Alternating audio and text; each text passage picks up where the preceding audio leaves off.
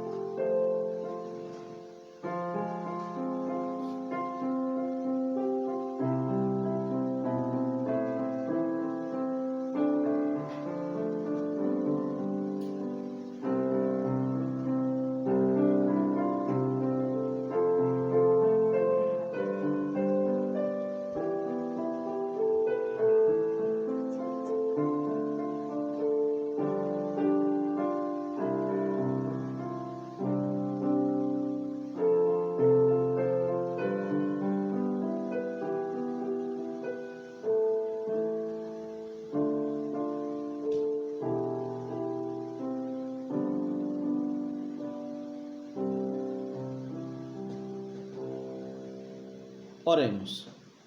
Santíssimo Deus, eterno Pai, nós louvamos ao Senhor, porque o Senhor é nosso Deus, a grande salvação que o Senhor nos deu. Estamos aqui, Senhor Deus, para prestar culto ao Senhor. Pedimos e suplicamos Tuas bênçãos, Senhor Deus, para cada uma de nossas vidas e que o Senhor, de uma maneira maravilhosa, Senhor Deus, possa estar nos encorajando a continuar servindo ao Senhor em espírito, Senhor Deus, de adoração, sempre buscando, Senhor Deus, o louvor, a glória, a honra do Teu santo e precioso nome. Queremos, Senhor Deus, nesta noite, Senhor Deus, agradecer, como também, Senhor Deus, ouvir do Senhor o que o Senhor tem para falar aos nossos corações, seja por meio dos cânticos, seja por meio da Tua palavra, Senhor Deus, pregada hoje à noite. Pedimos a Tua ajuda, a Tua direção. Abençoa, Senhor Deus, a Igreja Batista Regular de Igapó, cada irmão, e que possamos, Senhor Deus, estar sempre unidos, mesmo um pouco distantes, Senhor Deus, diante dessa pandemia, mas cremos que o mais breve possível estaremos juntos, cultuando ao Senhor em nossa igreja. Pedimos as Tuas bênçãos sobre nossas vidas. No nome santo de Jesus oramos, agradecidos, Pai. Amém. Vamos, nesse momento, entoar o hino do cantor cristão, o hino 67.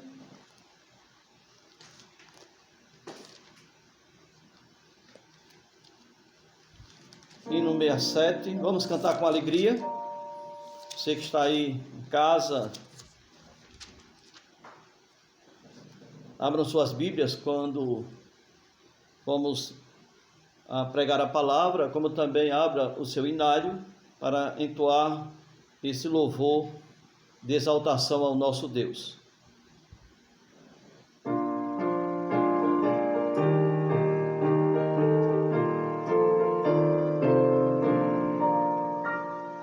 Eis entronizado à destra do bom Deus, como Rei eterno Cristo lá nos céus. Ele é o Rei da glória que a Satã venceu, feita tal vitória, Deus o recebeu. Pela sua graça, pelo seu amor, seja dado a Cristo cordial louvor. Veio resgatar-nos pela sua cruz, quer apresentar-nos em celeste luz. Pela sua morte e pelo seu sofrer, o inimigo nunca poderá vencer. Pela sua graça, pelo seu amor, seja dado a Cristo cordial louvor. Mas o seu serviço continua ali, poderá valer-nos, entretanto, aqui, por nós advogando com o Pai está, Ele nos ajuda e sempre ajudará. Pela sua graça, pelo seu amor, seja dado a Cristo cordial louvor. Amém? Então, graças a Deus, que maravilhoso Deus é o nosso Jesus, e estamos aqui exatamente para cultuá-lo e engrandecê-lo, porque Ele é digno que façamos isso. Queremos nesse momento ter uma palavra de oração pela obra missionária. Vamos orar pelo despertamento da igreja e pedindo também de uma maneira, podemos dizer assim, bem atuante, né? Diante de Deus, ou podemos entender assim, pedindo e suplicando que Deus conceda mais obreiros para a sua seara. Então vamos orar. Santo Deus, eterno Pai, louvamos ao Senhor porque misericordiosamente o Senhor nos salvou.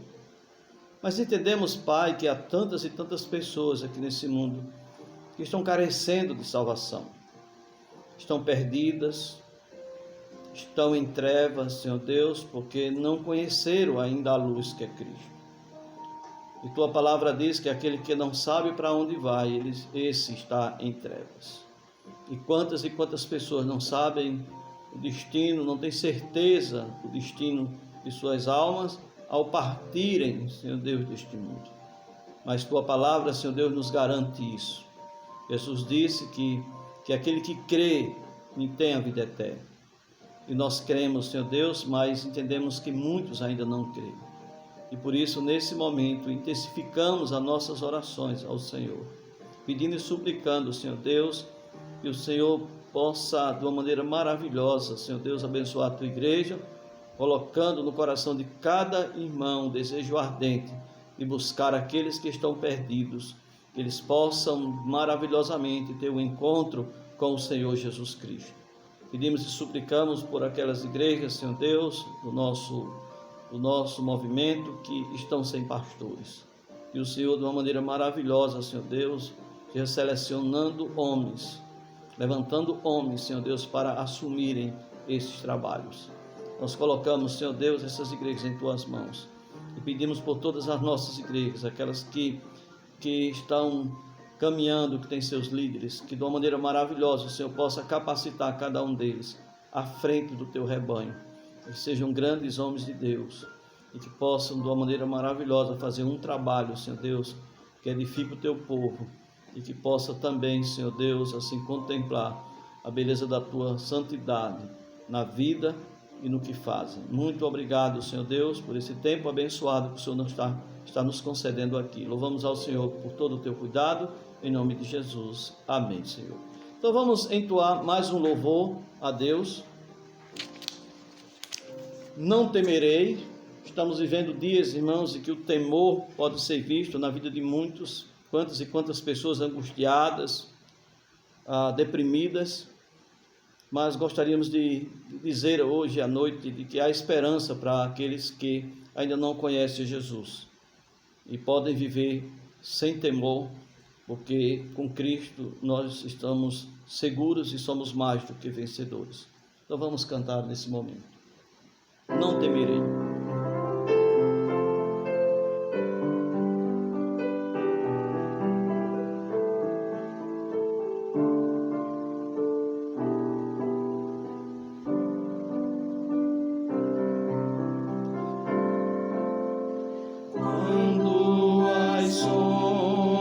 Que a noite impõe, vem trazer-me receio sem fim.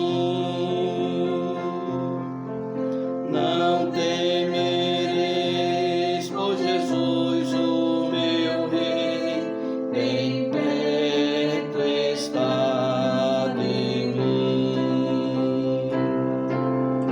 Não temerei, junto ao meu Rei,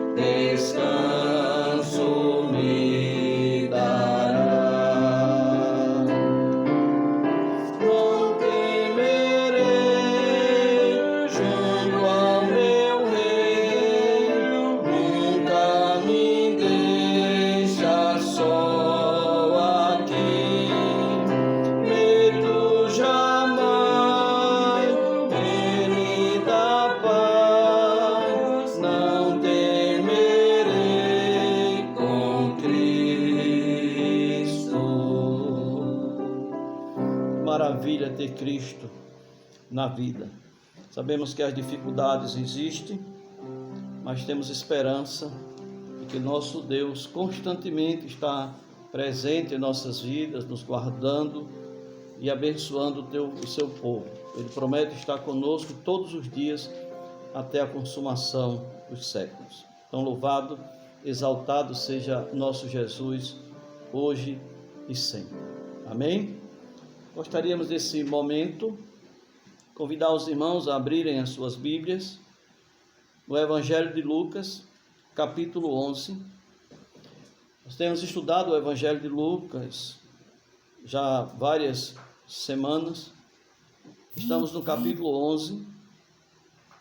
A última mensagem, não domingo passado, como era um culto em que tratamos de Páscoa, né? Então tratamos sobre a ressurreição de Cristo, mas queremos retornar ao Evangelho de Lucas e precisamente hoje à noite observarmos o versículo 14 ao versículo 22. Evangelho de Lucas, capítulo 11, do versículo 14 ao versículo 22. Todos abriram? Leamos o que nos diz a palavra do Senhor. De outra feita estava Jesus expelindo um demônio que era mudo. E aconteceu que, ao sair o demônio, o mudo passou a falar. E as multidões se admiravam. Mas alguns dentre eles diziam: ora, ele expele os demônios pelo poder de Beelzebu, o maioral dos demônios. E outros, tentando-o, pediam dele um sinal do céu. E sabendo ele o que lhe passava pelo Espírito, disse-lhe: todo reino dividido contra si mesmo ficará deserto, e casa sobre casa cairá. Se também Satanás estiver dividido contra si mesmo, como subsistirá o seu reino? Isto porque dizeis que eu expulso os demônios por Beelzebu. E se eu expulso os demônios por Beelzebu, por quem os expulsam vossos filhos? Por isso, eles mesmos serão os vossos juízes. Se, porém, eu expulso os demônios pelo dedo de Deus, certamente é chegado o reino de Deus sobre vós. Quando o valente, bem armado, guarda a sua própria casa, fica em segurança todos os seus bens. Sobrevindo, porém, o mais valente do que ele, vence-o, tira-lhe a armadura em que confiava e lhe divide os despojos. Quem não é por mim é contra mim, e quem comigo não ajunta, espalha. Que Deus abençoe a palavra dele em cada coração nesta noite. Vamos orar mais uma vez. Santíssimo Deus, nós louvamos ao Senhor, porque o Senhor é Deus e porque tuas misericórdias duram para sempre. Obrigado pelo privilégio de hoje à noite poder expor tua palavra. Reconheço minhas limitações e sei, Senhor Deus, que por mim mesmo não poderia de maneira nenhuma, Senhor Deus, poder transmitir o conhecimento de uma maneira que viesse, de uma maneira bem atuante, Senhor Deus, bem eficaz, atingir os corações. Mas sei que teu Espírito tanto pode me capacitar na transmissão, como pode preparar os ouvintes para ouvir tua voz nesta noite. Por isso nós clamamos ao Senhor de uma maneira maravilhosa, Senhor Deus, abençoe as nossas vidas por meio da pregação. Em nome de Jesus oramos, agradecido por tudo, Pai. Amém. Então, meus amados irmãos, gostaríamos de observar esse texto. A última mensagem nós pregamos do versículo 5 ao versículo 9, tratando sobre a oração, e nós falamos que somos ensinados por Cristo, né, que é necessário perseverança no exercício da oração. Então nós estudamos isso na última mensagem. Nós vimos que a oração é importante, ela é fundamental. Nós observamos a vida de oração, enfatizamos a vida de oração de Jesus. Nós enfatizamos que também Jesus ordenou que os seus discípulos eles estivessem sempre orando e desafia cada um a perseverar na oração. Hoje, irmãos, nós chegamos aqui no versículo 14. E uma coisa me chama a atenção, irmãos, aqui nesse texto, né? Que o ministério de Jesus, ele é fascinante, ele é desafiador para nossas vidas. E especialmente, eu posso falar por mim, para a minha vida. Porque observa aqui nesse texto todo o desempenho ministerial de Jesus, visando o bem comum do homem, ou visando a salvação do homem. Mas o que me chama a atenção é que os homens não correspondem a esse apelo, a esse rogo de Deus, para que eles recebam a Cristo como foi oferecido para ser seus salvador, ou pelo menos o salvador de cada um deles. Então nós observamos os seres humanos rejeitando a Jesus, nós observamos os seres humanos traindo a Jesus e trazendo drásticas acusações quanto ao poder operante, por meio de Jesus. E nós observamos aqui que se atribui um milagre, realizado de uma libertação de um homem a Beelzebu e não ao poder de Deus. Então nós observamos que Jesus ele foi grandemente afrontado, o Criador do universo afrontado pelos homens. Mas mesmo assim, Jesus Cristo não desistiu de sua missão. Mesmo assim, Jesus ele foi convicto em realizar aquilo para o qual ele foi, podemos dizer assim, dirigido pelo Pai, ou ele foi separado por Deus para vir a esse mundo e ser nosso Salvador. Diz o texto sagrado no Evangelho de João que ele nos amou até o fim.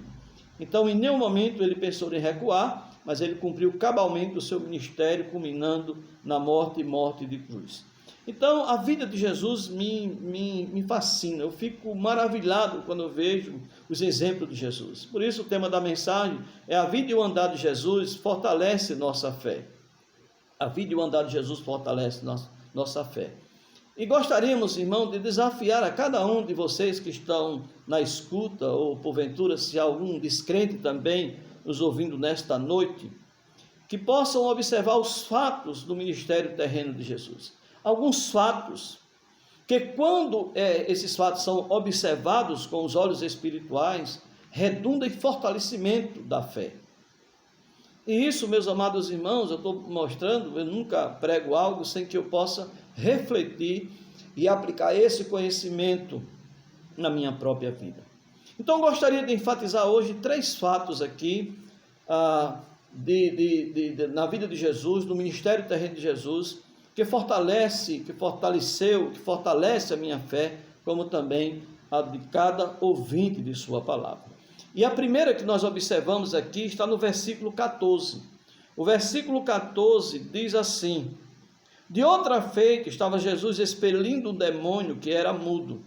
E aconteceu que, ao sair o demônio, o mudo passou a falar e as multidões se admiravam. O primeiro fato aqui, irmãos, é a ação libertadora, certo? De um homem oprimido por um demônio. Jesus estava expelindo aqui um demônio. E a palavra é expulsando. Jesus estava mandando sair daquele homem esse demônio. A ideia da palavra é tirando de dentro do homem e lançando fora.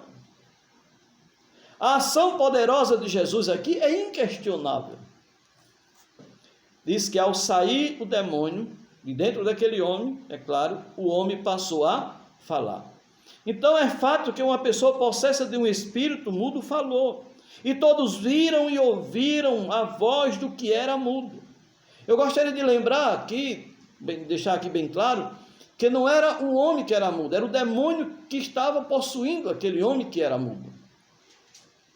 E nós observamos exatamente que ao sair esse demônio daquele homem, o homem passou a falar. No Evangelho de Marcos e até no Evangelho de Lucas, nós observamos Jesus que ele já havia curado mudo e surdo. E essas pessoas ele curou porque eram pessoas deficientes mesmo, até de nascença. Mas aqui não, aqui nós temos um exemplo de alguém que era mudo porque estava possesso.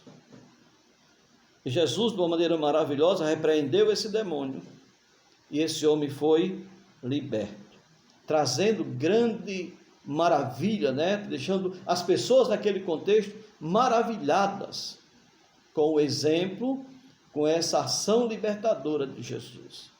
Então isso, meus amados irmãos, fortalece a nossa fé. ao sabermos que Jesus tem poder e autoridade sobre todas as forças espirituais do mal. Isso traz um conforto uma consolação para nossas vidas. Porque a própria palavra de Deus diz que nós também devemos até nos revestirmos de toda a armadura de Deus para podermos também resistir ao mal. Então, meus amados irmãos, essa é a primeira ação, ou primeiro fato que fortalece nossa fé, que eu gostaria de enfatizar, o que enfatizei nesta noite, nesse primeiro ponto da mensagem. O segundo é a postura de Jesus diante das oposições humanas devido às suas obras de misericórdia. Nós observamos que muitos ficaram maravilhados, mas as autoridades, naquele contexto, elas não ficaram maravilhadas. Pelo contrário, elas trouxeram sérias acusações ao que Jesus fazia. Elas fizeram oposições a Jesus. Jesus poderia muito bem desistir de sua missão, afinal de contas, eram os religiosos daquela época. O texto aqui de Lucas não diz, mas o evangelho de Marcos e o evangelho de Mateus diz que eram escribas e fariseus, esses que estavam se opondo a Jesus. Mas me chama a atenção, irmãos, e fortalece minha fé, é a postura de Jesus diante dessas oposições. Alguns aqui não questionaram a ação de Jesus, porque eles reconheceram que algo sobrenatural aconteceu. Todos conheciam aquele homem que era mudo, que estava mudo devido à possessão. E eles viram que um milagre aconteceu, que um ato de libertação aconteceu. Porque aquele homem que era mudo, ele passou, pelo menos o demônio que estava nele era mudo, ao ser expelido por Jesus, ele passou a falar. Então não houve aqui questionamento com a ação de Jesus, ou na ação de Jesus. Mas houve questionamento, meus amados irmãos, à fonte do milagre. E é isso que me chama a atenção. Porque se você observar no versículo 15, diz, mas alguns dentre eles diziam. Lucas não diz aqui quem eram esses, mas o evangelho de Marcos e de Mateus diz que eram escribas e fariseus, os religiosos da época. E eles disseram, ora, ele expele os demônios pelo poder de Beelzebu, o maioral dos demônios. E outros, tentando, pediam dele um sinal do céu. E sabendo ele o que se lhes passava pelo Espírito, disse-lhe, todo reino dividido contra si mesmo ficará deserto, e casa sobre casa cairá. Se também Satanás estiver dividido contra si mesmo, como subsistirá o seu reino? Isto porque dizeis que eu expulso os demônios por Beelzebu. E se eu expulso os demônios por Beelzebu, por quem os expulsam vossos filhos? Por isso, eles mesmos serão os vossos juízes. Se, porém, eu expulso os demônios pelo dedo de Deus, certamente é chegado o reino de Deus sobre vós. Meus amados irmãos, como nós falamos, eles não questionaram o milagre, eles questionaram a fonte do milagre. Eles atribuíram a essa operação do Espírito de Deus a Beelzebu. Eles atribuíram a Beelzebu, que a palavra significa Senhor das moscas, e não ao Espírito Santo de Deus essa libertação. E isso era muito grave diante de Deus, pois consistia em uma blasfêmia contra o Espírito Santo. Lucas não trata aqui, mas o evangelista Mateus e o evangelista Marcos, ele diz que isso é um pecado imperdoável, porque é uma blasfêmia contra o Espírito Santo. É o pecado que a palavra de Deus assim nos diz. É o pecado e é imperdoável. Não é um ato nem uma palavra isolada, mas a persistente atitude de oposição e rejeição da luz. E a luz é Jesus. Esses homens aqui que estavam questionando, eles estavam amando mais as trevas do que a luz. Lembra o que Jesus disse no Evangelho de João? O julgamento é este, que a luz veio ao mundo e os homens amaram mais as trevas do que a luz, porque suas obras eram más.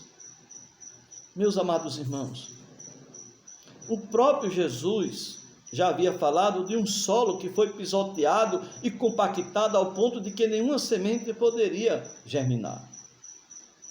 Aqueles aqui cujo coração estava endurecido, faz com que eles recusassem o rogo final de Deus. E com isso eles estavam autocondenando-se.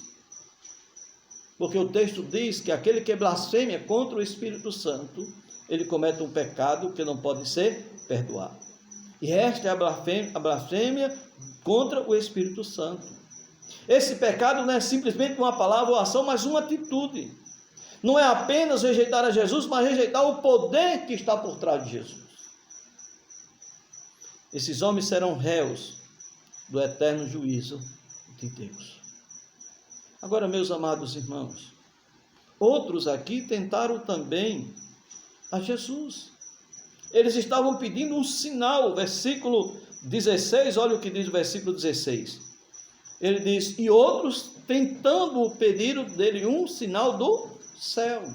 Alguns não viram ali na expelição daquele demônio, naquele exorcismo, ali uma ação sobrenatural de Deus. Eles estavam querendo um sinal do céu. É interessante, irmãos.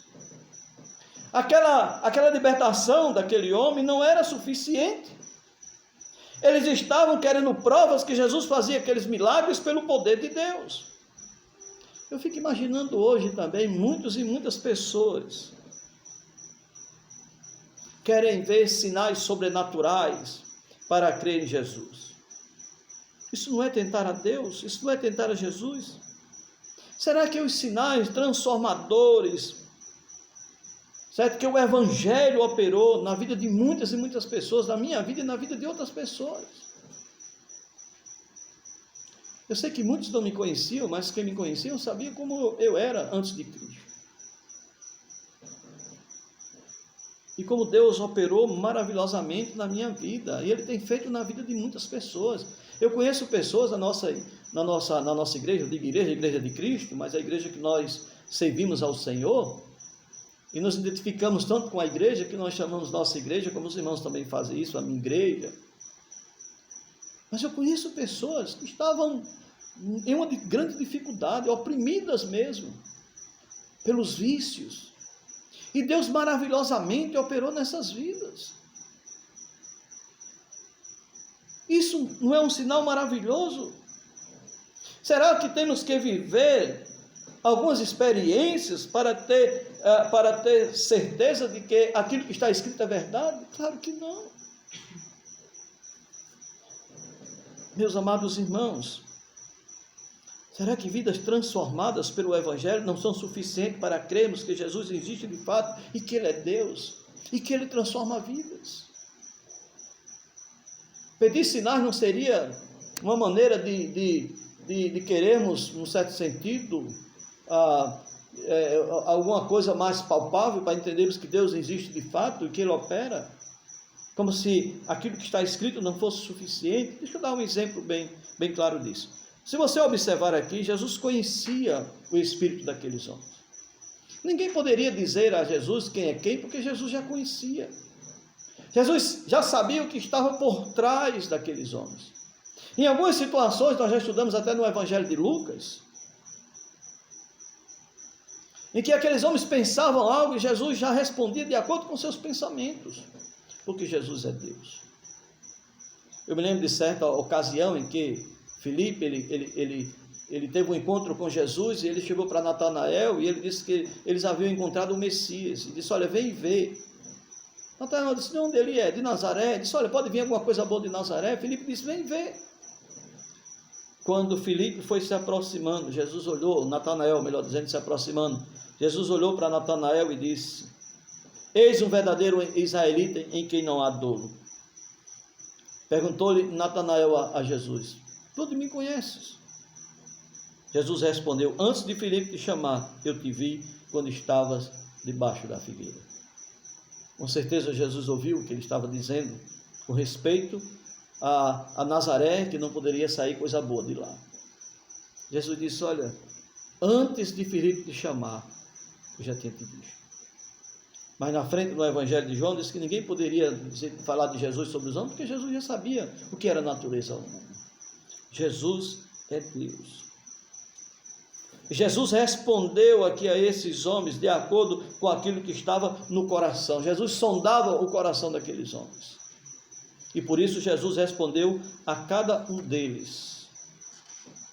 Aqui dando resposta tanto àqueles que estavam acusando a Jesus de operar aqueles milagres, ou aquele milagre, ou precisamente aquele pelo poder de Beelzebul, como aqueles que estavam pedindo um sinal do céu, como se algo sobrenatural teria que acontecer, além daquele milagre que aconteceu ali, para que eles acreditassem que Jesus de fato vinha da parte de Deus.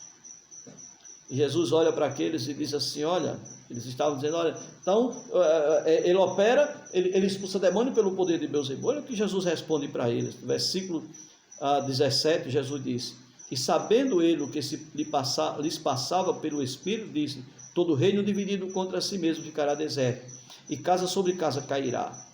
Se também Satanás estiver dividido contra si mesmo, como subsistirá o seu reino? Isto porque dizeis que eu expulso o demônio por Beelzebul. E se eu expulso demônios por Beelzebul, por quem os expulsam vossos filhos? Por isso eles mesmos serão os vossos juízes. Mas se porém eu expulso os demônios pelo dedo de Deus, certamente é chegado o reino de Deus sobre vós. Se Jesus expulsa demônio pelo poder de Beelzebul, o reino de Satanás está dividido. Satanás estaria destruindo a sua própria obra, derrubando o seu próprio império. É como uma destruição de casa sobre casa. Jesus disse, como pode isso? Então, se o poder dele está dividido, não pode subsistir. Agora ele disse, eu expulso pelo poder de Beelzebul, seus filhos o fazem por quem? Porque os filhos dele, talvez os filhos daqueles líderes religiosos, ou fazendo uma relação ao povo, pode ser também, mas ele disse, olha, eles serão vossos juízes. Porque eles faziam isso e eles acreditavam piamente que faziam isso pelo poder de Deus. Agora Jesus, ele mostra isso, ele diz, agora se faço isso pelo poder de Deus, então vocês precisam admitir que o reino de Deus é chegado. Jesus é o reino. Como Jesus é o acesso ou canal para o reino prometido aos judeus. Nós podemos observar o reino aqui, o poder transformador havia chegado naquele contexto. É claro que o reino prometido a Davi ainda é uma promessa para o futuro. Meus amados irmãos, que maravilha! A libertação, a postura de Jesus é o que aviva a nossa fé. Saber que mesmo sofrendo oposições, ele não desistiu de nenhum de nós. Ele não desistiu daqueles que afrontavam a ele. Mas ele permaneceu firme no seu propósito de sofrer morte de cruz.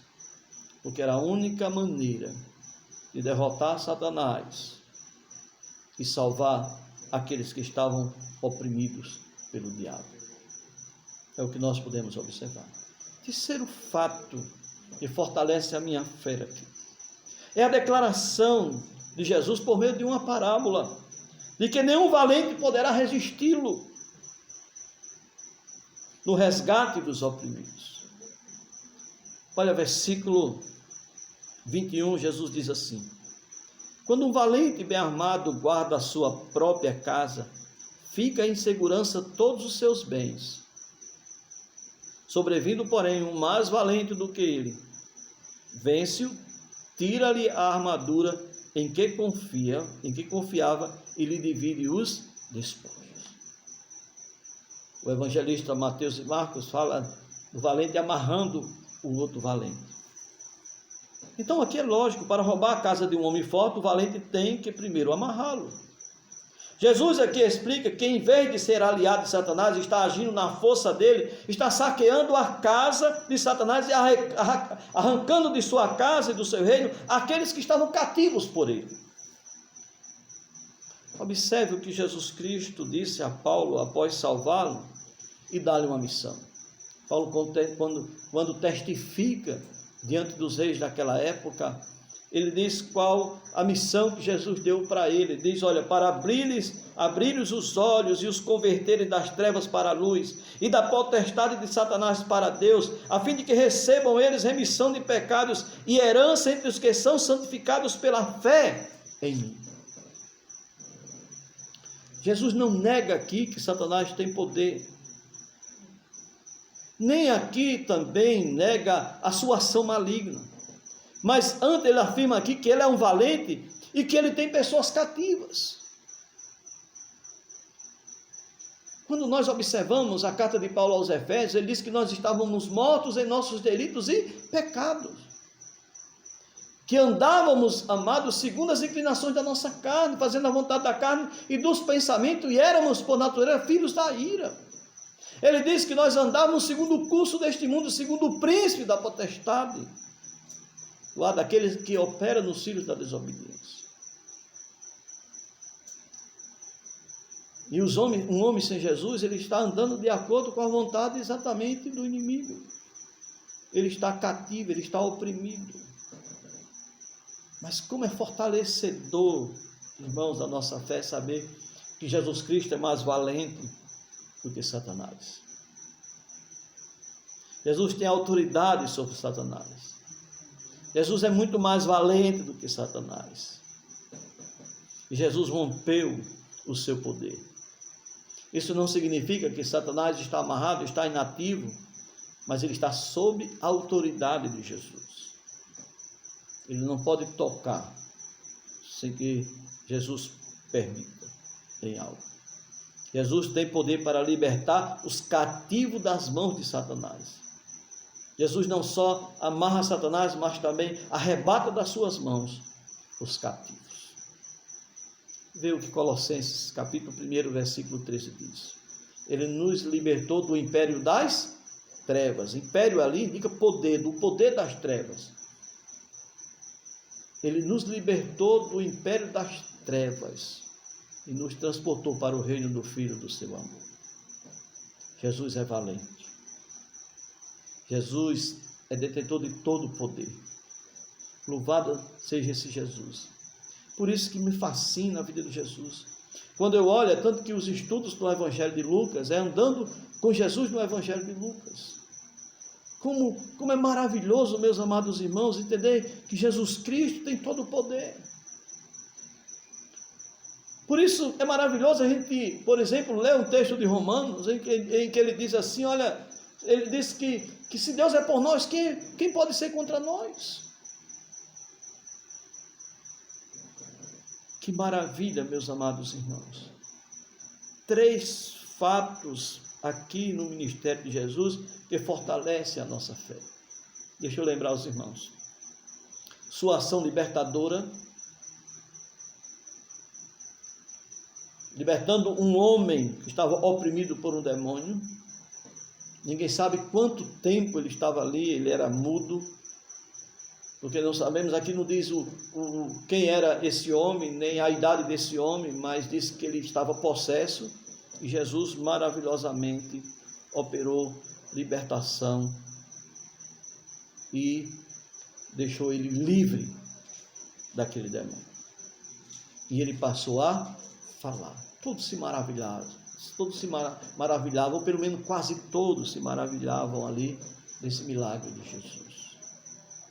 Mas alguns religiosos, eles criticaram a Jesus, eles se opuseram a Jesus, eles acusaram a Jesus, eles atribuíram aquele milagre não ao poder transformador do Espírito Santo, mas eles atribuíram a Beelzebub. Mas o segundo fato aqui, irmãos, é a postura diante das oposições devido às suas obras de misericórdia. Jesus, ele tinha postura. Em nenhum momento ele pensou em recuar, mas conhecendo o coração daqueles homens, eles sempre respondiam de uma maneira que confrontavam aquelas vidas.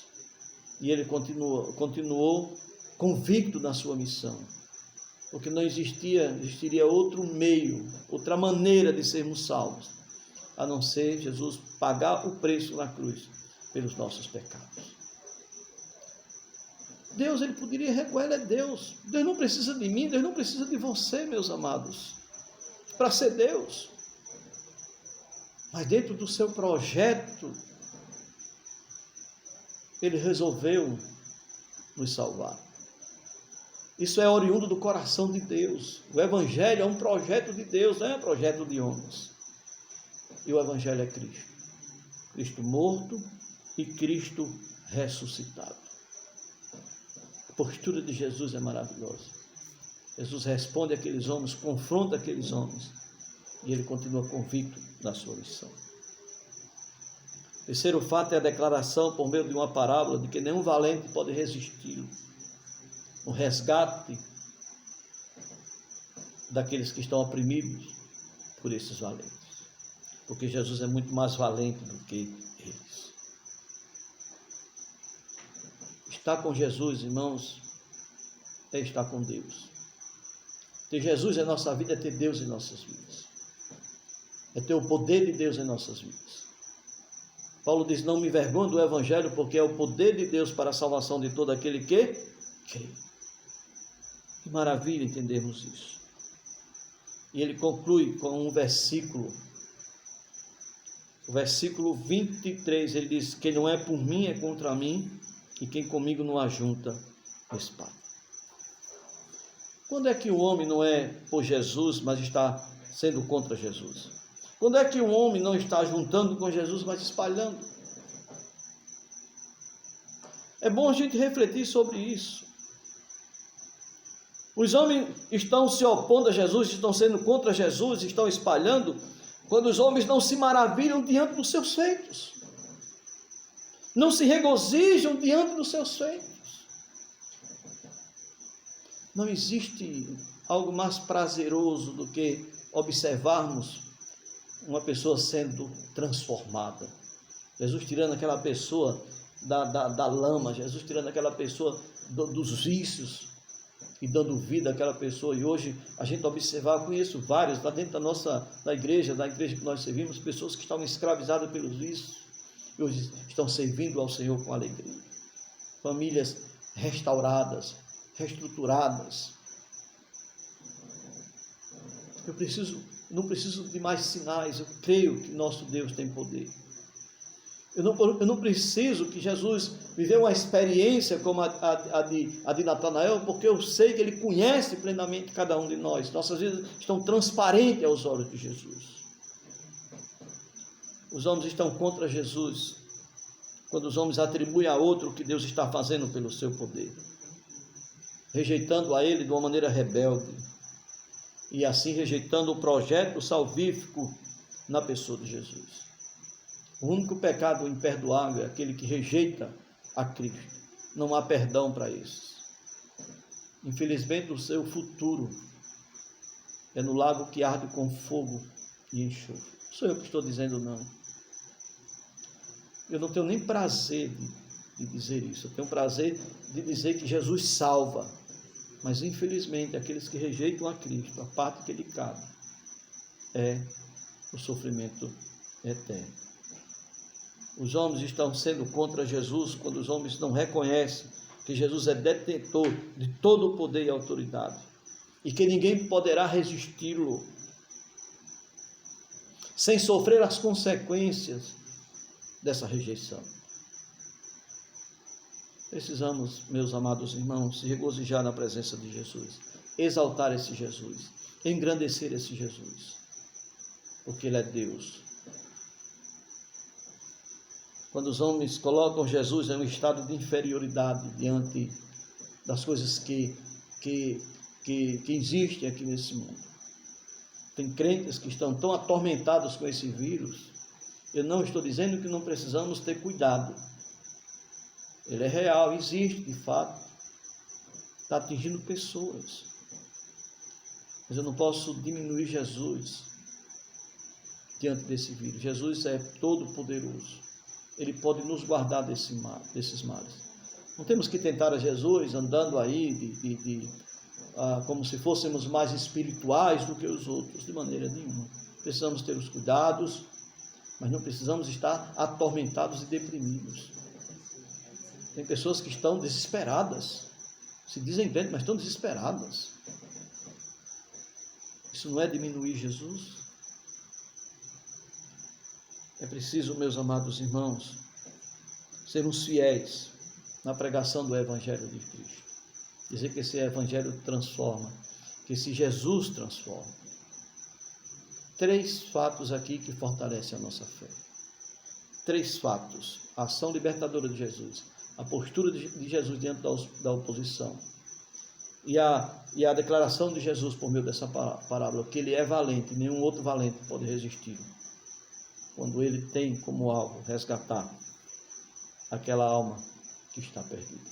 Que Deus maravilhosamente abençoe nossas vidas, que possamos estar sempre com os corações abertos, sempre dispostos, a cultuar, a engrandecer esse Jesus, porque não somos merecedores da salvação que Ele nos deu, mas por sua graça, sua misericórdia, seu grande amor, nós estamos aqui, pregando o Evangelho e dizendo que somente esse Jesus tem poder para transformar vidas.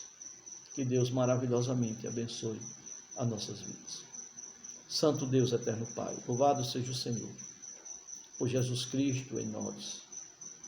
Obrigado, Senhor, por esse Jesus que, fiel ao teu chamado, separado, Senhor Deus, para vir a este mundo, para morrer pelos nossos pecados. Ele cumpriu o seu ministério. Ele trouxe, Senhor Deus, salvação aos homens, quando na cruz do Calvário derramou o seu sangue para poder remir aquele que crê, Senhor Deus, de uma condenação, porque ele pagou um preço pelos pecados, sofrendo a justa ira de Deus sobre si na cruz do Calvário. Que bom, Senhor Deus, é ter Jesus. Que bom, Senhor Deus, é saber que Ele continua ainda ministrando aos seus servos, aos seus santos. Ele é nosso advogado, Ele intercede por nós. Ele está sentado à tua destra, mas Ele intercede por nós, pelos seus filhos, pelos seus servos. Que bom, Senhor Deus, é ter Jesus. Louvado seja o Senhor por ter enviado o teu Filho para nos dar salvação eterna. Que o Senhor seja engrandecido em nossas vidas e por nossas vidas. Muito obrigado, Senhor, por tua palavra. Continua falando aos nossos corações. No nome precioso de Jesus oramos, agradecidos por tudo. Amém, Senhor. Amém. Irmãos, mais uma vez, queremos desafiar a vida de cada um de vocês que estão nos ouvindo, que fazem parte da Igreja Batista Regular de Igapó, e outros irmãos que estão na escuta, como o irmão Josias, família nossa, ali em Recife, que estava assistindo, ouvindo a mensagem. Deus abençoe sua vida, sua família. Queremos agradecer a todos os irmãos que estavam também aqui juntamente conosco, cultuando a Deus, ouvindo a sua palavra, e sempre temos como objetivo de vida agradar o Senhor. Sabemos que somos imperfeitos, temos deficiência, mas louvado seja o Senhor, porque está sempre pronto a nos perdoar e nos ajudar em nossa trajetória de vida cristã. Que Deus nos dê uma boa semana, que a sua graça constantemente seja sobre nossas vidas. Deus abençoe a cada um de nós.